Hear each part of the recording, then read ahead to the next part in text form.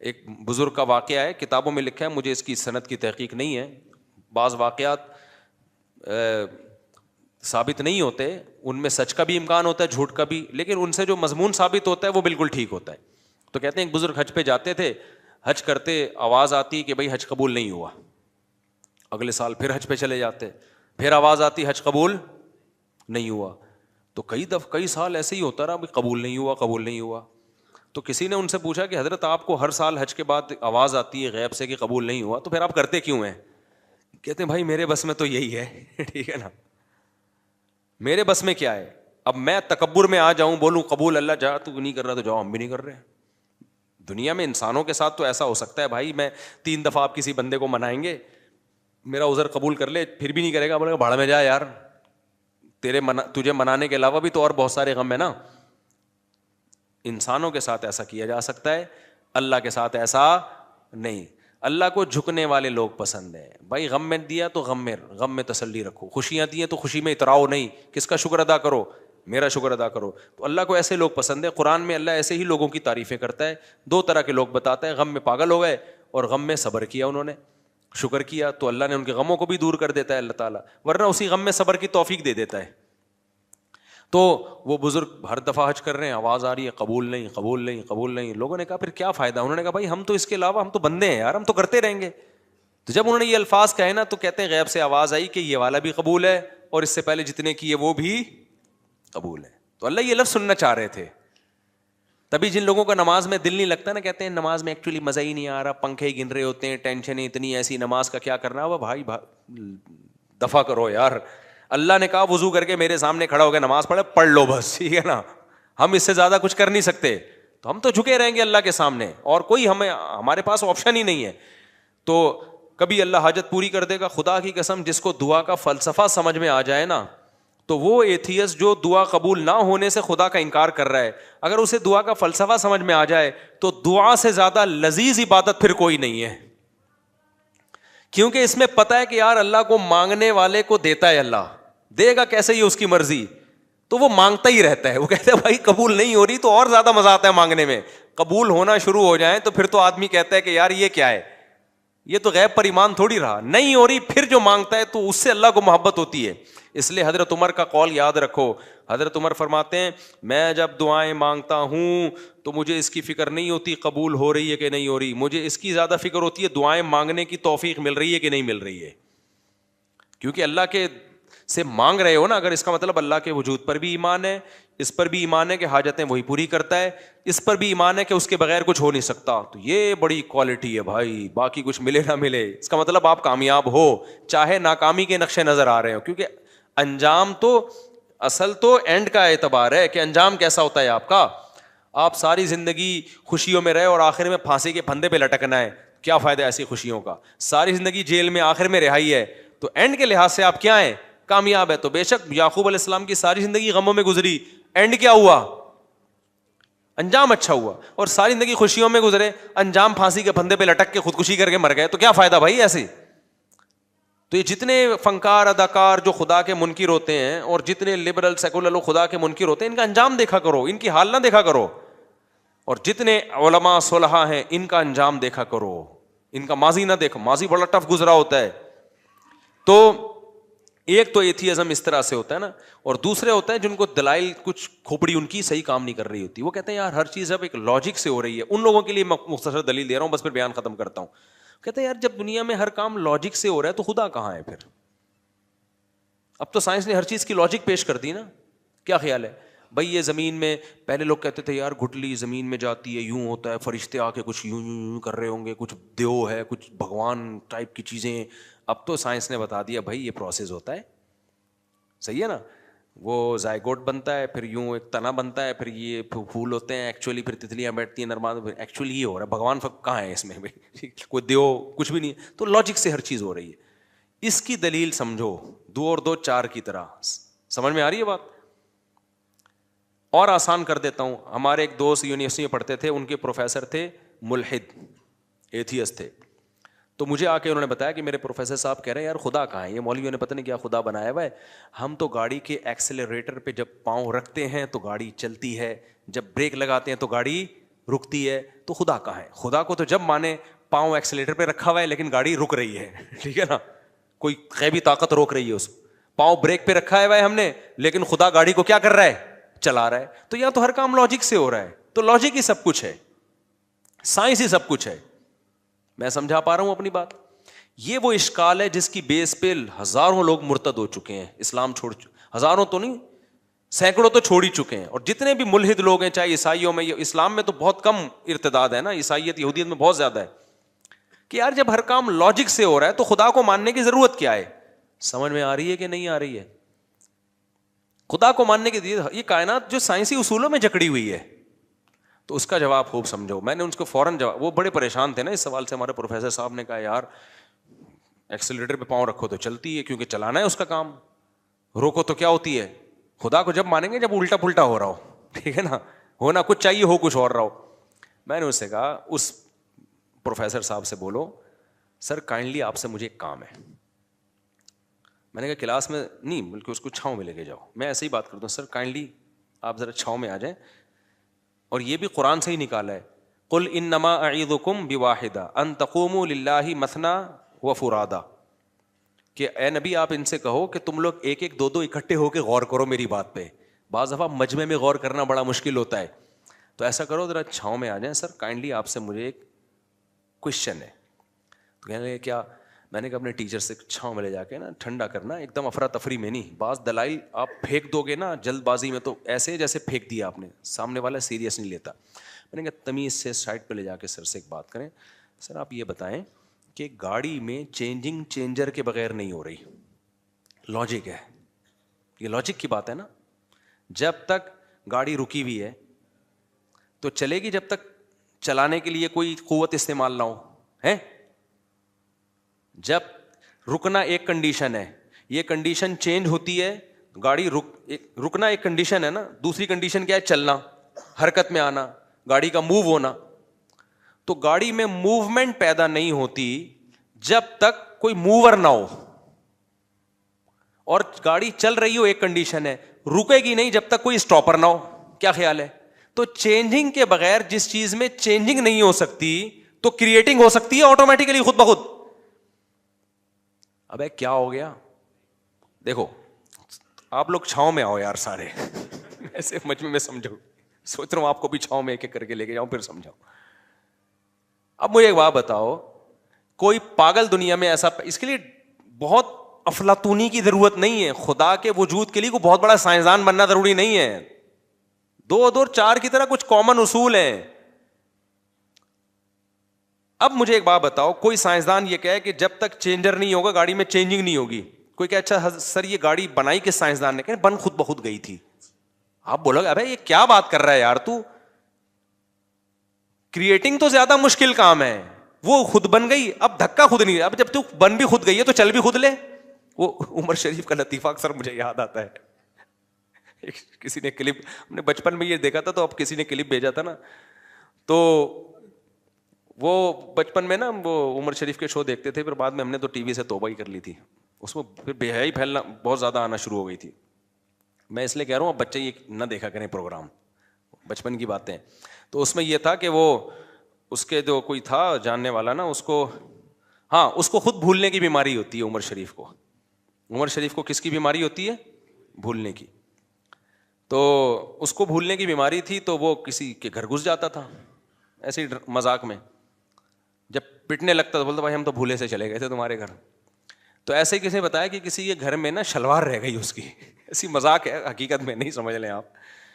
تو وہ ایک شخص شلوار لے کر آ رہا ہے, اس سے عمر شریف سے کہہ رہا ہے یہ شلوار کیا کہہ رہی ہے, یعنی پیغام دے رہی ہے نا کہ تو میرے گھر میں آیا اور کپڑے چھوڑ کے چلا گیا, اس کا مطلب یہ کوئی غلط میسج دے رہی, بتا یہ شلوار کیا کہہ رہی ہے, یہ پاجامہ کیا کہہ رہا ہے. وہ بتا رہا ہے بھائی میں نہیں ہوں, یہ غلطی سے پتہ نہیں کس کا پاجامہ ہے, مجھے کیا پتا, میں تو بھولنے کی بیماری. کہہ رہے نہیں یہ پاجامہ کیا کہہ رہا ہے. کہہ رہے جب سب کچھ پاجامے سے ہی پوچھ لینا پھر کیا کہہ رہا ہے, جب یہ بتا سکتا ہے تو پھر یہ کس سے پوچھ لے, تو پاجامے سے ہی پوچھ لے, وہ تجھے بتا دے گا کیا کہہ رہا ہے. تو ایسے ہی میرے بھائی گاڑی جو ہے, اس گاڑی سے آپ خود پوچھ لو کہ کمبخت تو چل نہیں سکتی ہے خود بخود, اگر تو آٹومیٹیکلی خود بنی ہے تو پھر چل بھی خود لینا. تو چلانے کے لیے کیوں تجھے ایک بندہ چاہیے جو انجن اسٹارٹ کر کے ایکسیلیٹر پہ پاؤں رکھے. یہ عجیب بات ہے, بنی خود بخود ہے, چلانے کے لیے بندے آئیں گے تو چل بھی خود لے, تو چلانے کے لیے کیا ضرورت ہے. ایسے ہی گاڑی اگر آٹومیٹیکلی خود سے نہیں بنی, کسی سائنسدان نے بنائی ہے, تو سائنسدان تو اور زیادہ عجیب چیز ہے یار, جس نے اس گاڑی کو بنا دیا. کریٹر زیادہ عجیب ہوتا ہے جو موجود ہے, یا جو بنی ہوئی چیز زیادہ عجیب ہوتی ہے.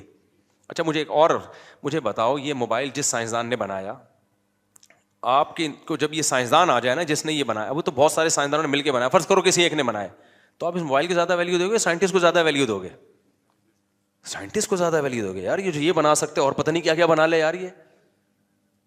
تو گاڑی سے زیادہ ویلیو تو اس سائنسدان کی ہے جس نے گاڑی کو ایجاد کیا, تو وہ تو اور زیادہ پیچیدہ چیز ہے بھائی. کمال کی بات ہے, وہ سائنسدان ایوالو ہو کے آٹومیٹیکلی اگ کے کھڑا ہو گیا وہ, اور جو وہ چیزیں بنا رہا ہے وہ اس کریٹر کے بغیر, موجد کے بغیر بن نہیں سکتی. تو اس سے پتا چلتا ہے کہ بھائی یہ کائنات میں, ہم تو سائنس کے اصول کو مانتے ہیں, ان لاجیکل کام کائنات میں کچھ بھی نہیں ہے. تو ہم کہتے ہیں ان لاجیکل یہ نہیں ہے کہ کائنات کا کوئی خالق ہے, ان لاجیکل یہ کہ یہ کائنات خود بخود بنی ہے. نہیں ہے بات, میرا خیال ہے یہ کہنا کہ آٹومیٹیکلی خود بخود بن گئی, یہ ان لاجیکل بات ہے, کیونکہ کائنات میں ان لاجیکل کام نہیں ہوتا. تو یہ ان لاجیکل کیسے ہو گیا کہ جو کائنات حرکت نہیں کر سکتی تو وہ خود بن کیسے سکتی ہے؟ نیوٹن نے کہا تھا نا, جو چیز حرکت میں ہمیشہ حرکت میں رہے گی جب تک کوئی اس کو روکے گا نہیں, جو رکی ہوئی ہمیشہ رکی رہے گی جب تک کوئی چلائے گا نہیں. نیوٹن اگر ہوتا تو میں چھاؤں میں لے جاتا اس کو. میں کہتا سر ایک چیز آپ کہنا بھول گئے ہیں کہ یہ کائنات اگر نہیں ہے تو جب تک کوئی ہو, جو چینجر کے بغیر نیوٹن کے قانون کا لا کا حاصل یہ ہے کہ چینجر کے بغیر چینجنگ ممکن نہیں ہے. میں کہتا سر ایک جملہ اپنے لا میں اور بڑھا دیں کہ جب چینجر کے بغیر چینجنگ نہیں ہے تو کائنڈلی ایک اور سائنس کا لا آپ بڑھا دیں, تاکہ یہ ہمارے یونیورسٹیوں کے لوگ جو اللہ رسول کو نہیں مانتے, آپ کو بہت مانتے ہیں, وہ ایک جملہ بڑھا دیں کہ کریٹر کے بغیر کریٹنگ بھی نہیں ہو سکتی. تو نیوٹن نے نہیں بڑھایا کیونکہ مذہب نیوٹن کا ٹاپک نہیں تھا, لیکن قرآن نے بڑھایا ہے بار بار کہ جس کائنات میں چینجر کے بغیر چینجنگ نہیں ہو سکتی, کریٹر کے بغیر کریٹنگ کا عمل کیسے ہو گیا. صاف پتہ چلتا ہے, اسی لا سے پتہ چلتا ہے کہ بھائی نیوٹن کا یہ آدھا لا پڑھایا جا رہا ہے, کیونکہ آگے پڑھا دیں گے نا تو پتہ ہے نتیجہ کیا نکلے گا. کیونکہ جب کریٹر کے بغیر کریٹنگ نہیں ہو سکتی تو پھر بہت سارے مسائل کھڑے ہو جائیں گے ساری دنیا کے لیے. وہ یہ کہ پھر کریٹر ہے کون. یہاں سے انسان نظریں چرانا چاہتا ہے کہ کریٹر کو بیچ میں لے کر آئے تو پھر خدا کو ماننا پڑے گا, خدا کو مانا تو رسولوں کو ماننا پڑے گا, آسمانی کتابوں کو ماننا پڑے گا, پھر مذہبوں کو ماننا پڑے گا, پھر کون سا مذہب صحیح ہے کون سا غلط ہے اس کو ماننا پڑے گا. پھر جب صحیح مذہب تک پہنچیں گے تو پھر مذہب نے کیا کہا ہے, حلال کیا ہے حرام کیا ہے, زنا حلال ہے لیگل ہے اللیگل ہے, شراب لیگل ہے اللیگل ہے, یہ ساری چیزیں ماننی پڑیں گی. بالآخر آپ آ کے پھنستے چلے جاؤ گے بہت ساری پابندیوں میں. تو بہت ساری پابندیوں سے آزاد کرانے کا طریقہ یہی ہے کہ نیوٹن کے آدھے لا کو لیا جائے, آدھا لا جو نیوٹن کے لا سے مزید اخذ, نیوٹن نے تو نہیں کہا لیکن اخذ کیا جا سکتا تھا, اس پہ بحث ہی نہ کی جائے, اس کو کہا یہ ان لاجیکل ہے. دوبارہ کبھی چھاؤں میں ملیں گے تو انشاءاللہ میں دوبارہ سمجھانے کی کوشش کروں گا, ابھی اتنا ہی کافی ہے. اس لیے اللہ کا وجود دو اور یہ جو بکواس کرتے ہیں نا فضول قسم کی کہ خدا کو پھر کس نے پیدا کیا, او بھائی یہ ان لاجیکل اس کائنات کے بارے میں ہے کہ خود بخود بن جائے. خدا کو تو ہم جانتے ہی نہیں ہیں, وہ اس کائنات کا حصہ تھوڑی, وہ تو کائنات سے الگ ہے, اس کو تو ہمیں پتہ ہی نہیں. کمال کی بات ہے اس خدا کو ہمیشہ سے ماننے کے لیے تیار نہیں ہے, کہہ رہے ہیں عقل میں نہیں آ رہا, اور اس کائنات کو ہمیشہ سے ماننے کے لیے تیار ہیں جو عقل میں آ رہی ہے. وہ تو اور زیادہ بے عقلی کی بات ہے کہ یہ کائنات ہمیشہ سے ہو. سمجھتا نہیں ہے نا بات کو, جب نہیں پڑھے گا رات کو تو نہیں سمجھے گا بات کو. تو اس لیے سائنس کے چکر میں نا اپنے جہنم نہ خریدو میرے بھائی, سائنس کو خدا نہ بنا لو. جتنی ہے سائنس اتنی رہنے دو اس کو, ٹھیک ہے نا. کہتے ہیں سائنس میں ہے تو جتنی ہے اتنی رہنے دو. تو یہ نہیں ہو سکتا, امپاسبل ہے یہ خود بخود دھماکے اور سورج چاند ستارے اور انسان اور یہ وسیم بھائی کلیم بھائی. میں وسیم کی مثال سے دیتا ہوں کہ انسان کا لفظ بھی مبہم ہے. کہتے ہیں انسان بن گیا, اب وسیم کو دیکھو الگ سے لے جا کے, یار یہ کیسے بن گیا یار, یہ پھر آئے گا نہیں بھائی. نہ غفار بن سکتا ہے, نہ سبکتگین بن سکتا ہے, نہ وحیدہ بن سکتی ہے, نہ نسرین بن سکتی ہے خود بخود. یہ نہیں ہو سکتا, اٹ ازنٹ پاسبل. ٹھیک ہے, تو اپنے ایمان کو مت بگاڑو, یہ اہم بات تھی. اور ایک اور بات بیان میں رہ گئی تھی, ہاں تو اس لیے میں کہتا ہوں قرآن نے اس ٹاپک کو بہت زیادہ چھیڑا ہے 3 ہفتے سے مسلسل یہی, اور اس ٹاپک کو کہ تمہیں آخرت میں حساب و کتاب دینا ہے, موت کے بعد زندگی ہے. تو اب میں بہت پریشان ہوتا ہوں کہ یار نظریاتی اصلاح تو میں کرتا رہتا ہوں, عملی اصلاح کی طرف بھی اب آنا چاہیے. بھائی نظریہ تو بن گیا, اللہ بھی ہے تو کیا کریں, تو ہیں تو ویسے کے ویسے ہی. جب اللہ کو مانتے تھے تو بھی ویسے ہی تھے. مسلمان جب اللہ کو نہیں مانتا تو جیسا ہوتا ہے, ماننے کے بعد بھی بولو, صبح بھی پہلے بھی 2 پراٹھے کھا رہا تھا, اللہ کو ماننے کے بعد بھی کیا کرے گا, 2 پراٹھے کھائے گا. پہلے بھی گٹکا کھاتا تھا, اللہ کو ماننے کے بعد بھی کیا کرے گا, گٹکا کھائے گا. جب اللہ پہ ایمان نہیں تھا تو بھی جمعہ پڑھ لیا کرتا تھا, ہو سکتا ہے میں بھی, ہو سکتا ہے اللہ نکلا ہے قیامت کے دن تو ہفتے میں 1 دن نماز پڑھ لو. جب اللہ پہ ایمان لے آیا دلائل کی دنیا میں تو بھی کیا کر رہا ہے, جمعہ ہی پڑھ رہا ہے. تو اس لیے اتنا کافی نہیں ہے کہ ہم اپنے نظریات کی اصلاح کریں, انسان کو تربیت کے لیے پریکٹیکلی اصلاح کی ضرورت ہے. ہمارے نبی نے صحابہ سے روزے رکھوائے ہیں, ہمارے نبی نے صحابہ سے خواہشات کی قربانی دلوائی ہے, میدان جنگوں میں لا کے لڑوایا ہے صحابہ کو. تو انسان کی اصلاح صرف بیانات سننے سے نہیں ہوتی میرے بھائی, یہ بھی ایک بہت بڑا حصہ ہے, پریکٹیکلی کچھ کرنا پڑتا ہے. تو اب آپ نا پریکٹیکلی کچھ کرنا شروع کر دیں. اور اس میں جمعے میں جو بیان چلا رہا ہوں نا, پہلے اپنی خوراکوں کو ٹھیک کریں, کیونکہ خوراکیں جس قسم کی چل رہی ہیں اس سے سستی کے علاوہ کچھ بھی حاصل نہیں ہوگا. جس آدمی کو اپنے منہ پہ کنٹرول نہیں ہے نا, خواہشات پہ کنٹرول ہو ہی نہیں سکتا. تو اپنے لائف اسٹائل کو بھی چینج کرو میرے بھائی, آڑے ترچے ہو تو سیدھے ہو جاؤ, ٹیڑھے میڑھے چل رہے ہو. اور دوسری بات یہ کہ خواہشات کی قربانی دینا سیکھو. تو خواہشات کی قربانیوں کے بہت سارے پیکج ہیں اسلام کے پاس, لیکن اسلام نے خواہشات کی قربانی کے لیے جس پیکج کو سب سے زیادہ ویلیو دی ہے وہ روزہ ہے. میں نے وہ بیان کیا تھا 10 روزے رکھیں, اور میں نے کہا میں نے بھی رکھ لی الحمدللہ. تو لوگوں کے کمنٹس آئے ہوئے تھے, یار 2 روزوں کے بعد حالت خراب ہو گئی, کسی کام میں دل نہیں لگ رہا, یہ وہ وغیرہ وغیرہ نا, پتہ نہیں کس مصیبت میں ڈال دی. اس طرح کے نا آڑے ترچے سے آ رہے تھے, انہوں نے چھوڑ دیے ہوں گے پھر. تو دیکھو جب بھی کوئی کام شروع میں کیا جاتا ہے نا تو یوز ٹو ہونے میں ٹائم لگتا ہے, عادت ڈالنی پڑتی ہے. 2-4 دن کی تکلیف ہے, پھر آہستہ آہستہ عادت ہو جاتی ہے. لیکن کچھ خواہشات کی قربانی دینی پڑے گی. پیڑے کھا کے دین اور مذہب پہ نہیں چلا جاتا کہ لڈو بھی کھاتے رہو, گٹکے بھی کھاتے رہو, سگریٹ بھی پیتے رہو, شراب بھی پیتے رہو, لڑکیوں کو تاڑتے بھی رہو, فحش فلمیں بھی دیکھتے رہو. بے میرا خدا پر ایمان ہے, میں ڈارون پہ لعنت بھیجتا ہوں. میں کس کو مانتا ہوں؟ مفتی صاحب نے انڈوں والی مثال بڑی زبردست دی تھی. تو پھر تو کس نظریے کی اصلاح ہی ہوتی رہے گی, عمل تو کچھ بھی نہیں ہوگا. تو اسلام کو تو عملی لوگ چاہیے, عملی لوگ قربانی کے بغیر نہیں. اور ایک آخری بات, کچھ خواہشات ایسی قربان کرنی پڑتی ہیں کہ وہ ایک کنٹینیو ایک لمبے ٹائم تک قربان کرنا ممکن ہی نہیں ہے. کچھ خواہشات ایسی ہیں وہ آپ کی باڈی کی ریکوائرمنٹ ہے. جیسے میں آپ سے کہتا ہوں روزہ رکھو, آپ کہو گے ٹھیک ہے جی روزہ رکھ لیں گے, ہم بھوکے پیاسے رہ لیں گے. لیکن میں کہوں کہ آپ افطاری بھی نہ کرو, سحری بھی نہ کرو, رکھو, تو آپ بولو گے 2-3 دن کے بعد آپ بولو گے بس کرو, مر رہے ہیں بھائی, برداشت سے باہر ہو رہا ہے. میں کہوں گلوکوز کی بوتل چڑھا لو جا کے, مرنے سے آپ نے چڑھا لی, تھوڑا سا انرجی آ گئی, چل رہے ہیں, پھر کھانے کا دل چاہ رہا ہے گلوکوز.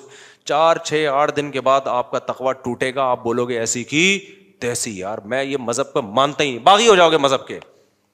اسی طرح یاد رکھو جیسے پیٹ کی خواہش روٹی ہے نا, ایسے ہی مرد کی خواہش عورت ہے, عورت کی خواہش مرد ہے. یہ باڈی کی ریکوائرمنٹ ہے, یہ کوئی ڈاکٹروں نے نہیں ہم کو سکھایا.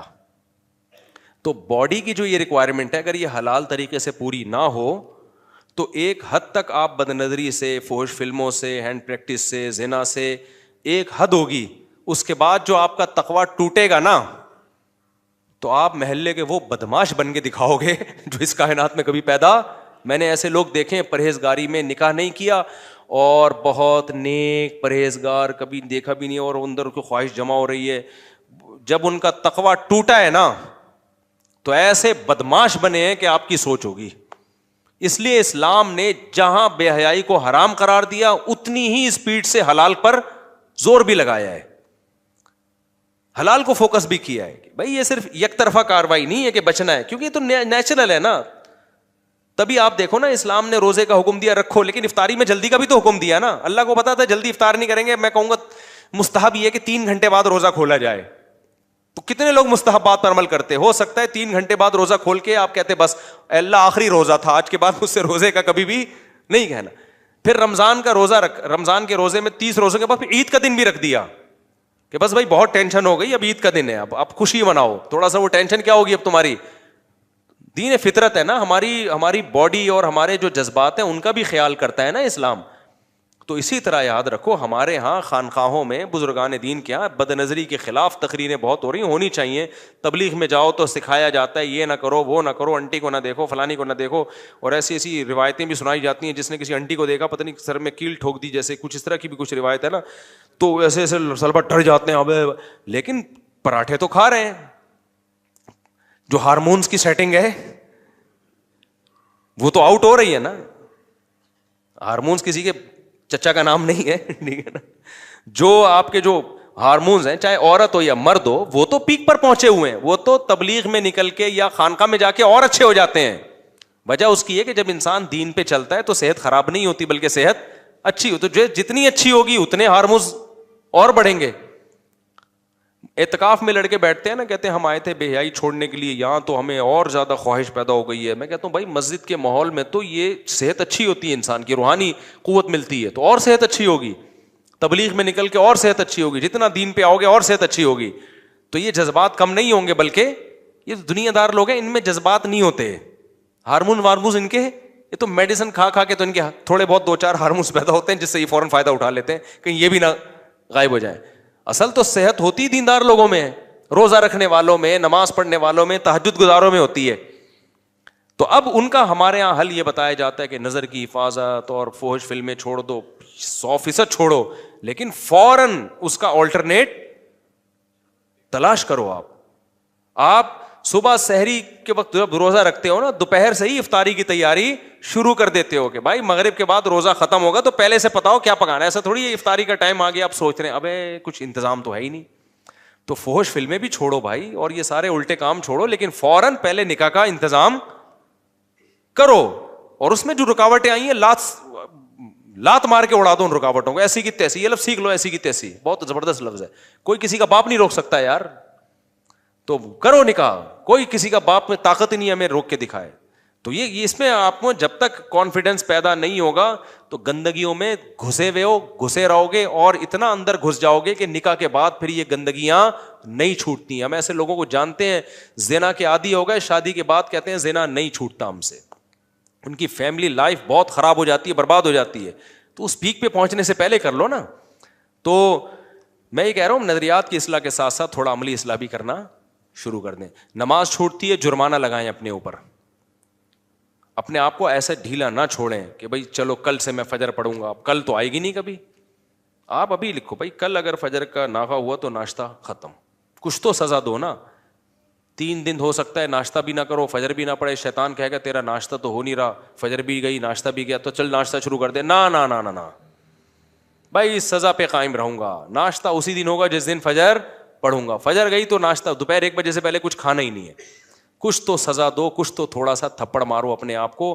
3 دن 4 دن کے بعد ہو سکتا ہے فجر کی نماز کی توفیق مل جائے. تو کچھ تو آگے بڑھو بھائی, کچھ اب ہلو جلو, ٹھیک ہے نا. بہت ہو گئے ہیں بیانات, میں 20 سال سے میرا خیال ہے یہی کام کر رہا ہوں, لیکن عملی طور پر نا کچھ زیادہ نظر نہیں آتا اتنا اثر لوگوں پہ. نظریاتی اصلاح تو بہت ہو رہی ہے, عملی اصلاح نہ خواتین میں نہ مردوں میں نظر آ رہی ہے. شادیوں پہ بیان سن کے خوش ہو کے چلے جاتے, کرتے پھر بھی نہیں ہے. تو اب تھوڑا سا ایک اسٹیپ آگے بڑھو. کوئی گناہ آپ کے اندر ہے تو اپنے اوپر کیا رکھو, سزا, پنشمنٹ ہونی چاہیے. ایک دم سے برائیاں نہیں چھوٹتی ہیں, اسٹیپ بائی اسٹیپ چھوٹتی ہیں. ایک دم سے کوئی کروڑ پتی نہیں بن جاتا, اور جو ایک دم سے کروڑ پتی بنتے ہیں نا ان کا دماغ ویسے بھی آؤٹ ہو جاتا ہے. ہمارے دوست نے مسقط میں بڑا اچھا شعر سنایا, کسی انڈین شاعرہ کا شعر ہے کہ جو خاندانی رئیس ہوتے ہیں مزاج رکھتے ہیں نرم اپنا. ہو سکتا ہے شعر میں آگے پیچھے کر دوں. جو خاندانی رئیس ہوتے ہیں رکھتے ہیں مزاج نرم اپنا, تمہارا لہجہ بتا رہا ہے تمہاری دولت نئی نہیں ہے. ایک دم سے کروڑ پتی بنتا ہے نا, اس کو اوپر سے میٹر شارٹ ہو جاتا ہے, پھر وہ غریبوں کو گالیاں دینا شروع کر دی. اس کی علامت ہوتی ہے نیا نیا پیسہ آیا ہے, خاندانی رئیس نہیں ہے. جو خاندانی ہوتے ہیں وہ غریبوں کو کی توہین نہیں کرتے. تو ایک دم سے نہ پیسہ آتا ہے لوگوں کے پاس. بہت ہی کچھ لوگ ہوتے ہیں جن کے پاس اچانک آئے تو کھوپڑی آؤٹ ہوتی ہے, تو ایک دم سے یو ٹرن لے کے انسان نیک بھی نہیں بن جاتا. کوشش تو یو ٹرن لینے کی کرے لیکن جھٹکے لگیں گے اس میں. ایسا نہ ہو کہ آپ کہیں میں ایک دم سے نہیں, میں تھوڑا تھوڑا ہی بنوں گا, پھر تو بنو گے ہی نہیں. نیت تو یہ کرو ایک دم سے بننا ہے, لیکن عملی طور پر ایسا ہوگا نہیں, جھٹکے آتے رہیں گے, گر کے اٹھتے رہو, سنبھلتے رہو, گناہ ہو گیا توبہ کرو. لوگ کہتے ہیں ہم 20 دفعہ گناہ کر کے 20 دفعہ توبہ کی, چھوٹ ہی نہیں رہا. کہتے ہیں چلو یار 20 دفعہ گناہ کے بعد 20 دفعہ توبہ کا ثواب بھی تو فری پھوکٹ میں مل رہا ہے نا. پہلے تو گناہ کر کے توبہ ہی نہیں کر رہے تھے, خالی گناہ ہی گناہ تھے, اب توبہ کا ثواب بھی تو آ رہا ہے نا. تو توبہ کرتے رہو, چھوٹ جائیں گے گناہ چپکتے نہیں ہیں انسان کے ساتھ. جب صحیح سمت میں جانے کی کوشش کرتا ہے سیٹ ہو جاتا ہے, کوئی اتنا بڑا مسئلہ نہیں ہے. ہلکا لو اس کو, بہت زیادہ ہلکا اس سینس میں کہ مشکل نہیں ہے, لیکن جرمانہ لگاؤ اپنے اوپر, کوئی سزا دو اپنے آپ کو. جب گناہ ہوگا تھوڑی سی سزا اپنے آپ کو چپت لگانی پڑے گی, اور پھر بے شک ہو جائے پھر دوبارہ چپت لگا دو, پھر ہو جائے پھر. جب میں گارنٹی سے کہتا ہوں جو اپنے آپ کو سزا دے گا نا اس سے گناہ چھوٹیں گے. یہ ہو نہیں سکتا کہ ہاں یہ اگر اس نے سزا دینا ہی چھوڑ دی مایوس ہو کے کہ یار گناہ تو چھوٹ نہیں رہا. ایک آدمی کو عادت تھی برے کام کی, میں نے اس سے کہا جب یہ برا کام ہو 10 رکعت نفل پڑھو کھانا کھانے سے پہلے, کیونکہ ایسا نا پوری زندگی میں جب چاہو 10 رکعت نفل پڑھ لو, ایسا نہیں ہو. میں نے بولا کہ عشاء کا کھانا اس وقت تک نہیں کھاؤ گے جب تک 10 رکعت نفل نہ پڑھ لو, اور دوبارہ گناہ ہونے سے پہلے نہ پڑھ لو. تو وہ گناہ کرتا, 10 رکعت نفل پڑھتا, پھر گناہ کرتا, پھر 10 رکعت نفل پڑھتا, پھر گناہ کرتا. مجھے کہہ رہا ہے یار یہ تو میں نے کہا دیکھو کمی آئے گی, ایسا نہیں ہوگا جتنی دفعہ پہلے کرتے تھے اتنی دفعہ ہو رہا ہے, اس میں کچھ کمی آئی. کہہ رہے ہاں پہلے اگر یہ 6 دفعہ گناہ ہو رہا تو اب 4 دفعہ ہو گیا ہے. میں نے کوئی بات نہیں, کنٹینیو اسی کو چلاؤ, 4 سے 3 پہ آؤ گے, 3 سے 2 پہ آؤ گے, 2 سے 1 پہ آؤ گے, پھر ہو سکتا ہے مہینے میں ایک دفعہ ہو. شیطان کہے گا یار چھوٹا تو اب بھی نہیں نا, مہینے میں ایک دفعہ تو ہو ہی رہا ہے نا. تو شیطان کو بولو کہ بھائی جب اتنی دفعہ ہو رہا تھا اب مہینے میں ایک بار پہ آ گیا ہوں, اس کا مطلب کمی آ رہی ہے, انشاءاللہ 2 مہینے میں ایک بار پہ آئے گا.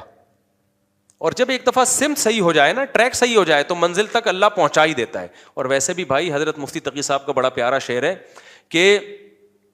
کہ وہ بڑا زبردست شعر ہے نا کہ یہاں تو عین منزل ہے تھکن سے چور ہو جانا, قدم ہو راہ الفت میں تو منزل کی ہوس کیسی. بڑا پیارا شعر ہے حضرت کا.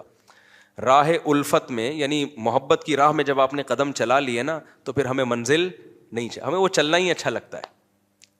قدم ہو راہ الفت میں تو منزل کی ہوس کیسی, یہاں تو عین منزل ہے تھکن سے چور ہو جانا. منزل پہ پہنچنے کے جو راستہ ہے نا اسی میں تھک ہار کے بیٹھ جانا, یہی منزل ہے. تو جب آپ اللہ کی طرف چل پڑے نا تو بے شک گناہ نہیں بھی چھوٹنے, ٹریک سیدھا ہو گیا نا. تو بس ٹریک سیدھا ہونے کا مطلب اللہ کی رخ تو اللہ کی طرف ہو گیا نا بھائی, تو بس اللہ اسی کو قبول کر لے گا. ہمیں تو اللہ کو راضی کرنا ہے نا. اللہ کہتا ہے بھائی تو گناہوں کے ہاتھوں ہتھیار نہیں ڈالے, کوشش میں لگا رہا, تو اللہ ہو سکتا ہے اسی کو قبول کر لے کہ چل بھائی تو نے کوشش تو کی ہے نا, چل جانا. ہمارا مقصد تو اللہ کی رضا ہے نا, تو ہم اسی راستے میں ہی تھک کے چور ہو کے مر جائیں تو کوئی بات نہیں. ہم اللہ سے قبر میں کہہ سکتے ہیں اللہ اپنی کوشش میں لگا ہوا تھا, آخری سٹا میں نے ہفتے کے دن لگایا تھا, اتوار کو میری موت ہو گئی, میرا پلان یہ تھا کہ یہ ہفتے والا سٹا بھی میں نے چھوڑنا ہے. مہلت ہی نہیں دی, تو نے اٹھا لیا. تو ہو سکتا ہے اللہ کہ چل بھائی تو پہلے مہینے میں 6 سٹے لگاتا تھا, تو نے اس دن مہینے میں 1 سٹا لگایا اور تو مر گیا, تو ٹھیک ہے تو گناہ چھوڑ کے تو نہیں آیا لیکن تیرا ٹریک صحیح تھا. ہو سکتا ہے تو اللہ تعالیٰ تو امید ہے بخش دے گا کہ چلو یار صحیح ٹریک پہ آ تو گئے نا. لیکن اگر آپ نے ہتھیار ڈال دی اور آپ نے کہا مجھ سے نہیں ہو رہا, تو اللہ کہے گا انلزمکموہا وانتم لہا کارہون. قرآن میں اللہ کہتا ہے تم چاہتے ہو کہ جنت میں نہ جاؤ اور تمہیں زبردستی گھسیٹ کے لے جائیں, ایسا نہیں ہوگا بھائی. جس نے گناہ پہ ہتھیار ڈال کے کمپرومائز کر لیا اٹ مینز اس نے جہنم کو کمپرومائز کر لیا ہے. تو جب آپ جہنم سے نہیں ڈرتے ہو تو اللہ بچائے گا ان لوگوں کو جو جہنم سے ڈرتے ہیں. سمجھ میں آ رہی ہے کہ نہیں آ رہی ہے؟